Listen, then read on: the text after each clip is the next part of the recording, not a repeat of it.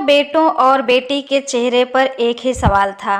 सुबह सबके सब 1 घंटे से अस्पताल के बरामदे में टहल टहल कर इस सवाल का जवाब सोच रहे थे।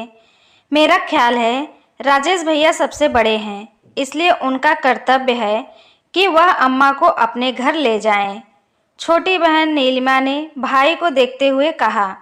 बड़े भाई ने एक नज़र अपनी पत्नी की ओर देखा और कहा, मुझे पता है कि यह मेरा कर्तव्य है कि मैं अम्मा को अपने घर ले जाऊं, लेकिन तुम लोग जानते हो कि मैं और मेरी पत्नी हम दोनों जॉब करते हैं और अम्मा की देखभाल के लिए सारा दिन किसी न किसी को तो रहना ही होगा, जो हम नहीं कर सकते हैं।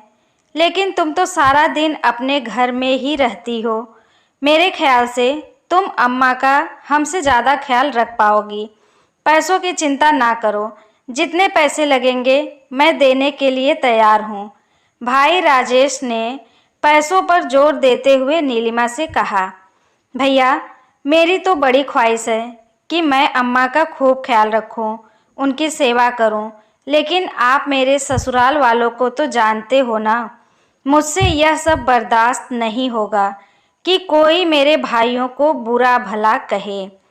मेरा ख्याल है मनोज भैया के घर ज़्यादा आराम से रह सकती हैं अम्मा।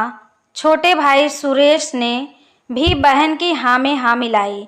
मनोज और उसकी पत्नी ने एक दूजे की तरफ देखा। ऐसा लग रहा था जैसे वह आंखों ही आंखों में एक दूजे को कुछ कह रहे हों। उसके बाद मनोज ने कहा, तुम सब तो जानते हो ना, हमारे घर में अम्मा का दिल नहीं लगता है। वह तो हमारे घर 2 दिन से ज़्यादा रहती भी नहीं है, तो क्या होगा? अम्मा को कौन अपने घर रखेगा?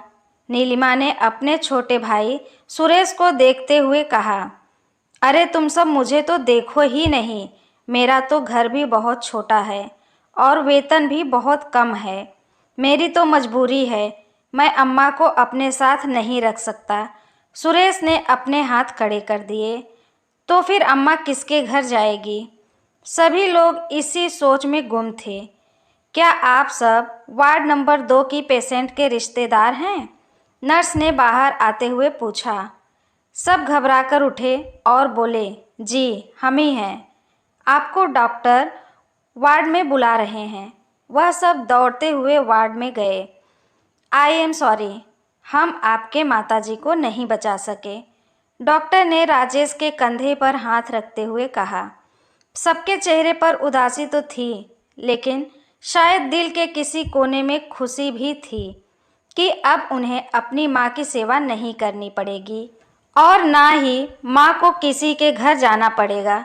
यही हमारे समाज की कड़वी सच्चाई है कि एक अकेले माता पिता 10 बच्चों को पाल सकते हैं, लेकिन 10 बच्चे मिलकर एक माता पिता को नहीं संभाल सकते।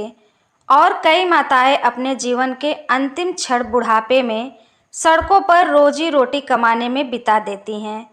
हमारी बस इतनी सी विनती है आप लोगों से, कृपया अपने माता पिता से प्यार करें और जितना हो सके उनकी सेवा करें। उनकी सेवा करेंगे तो आपके बच्चे भी आपकी सेवा करेंगे और आपसे प्यार भी करेंगे।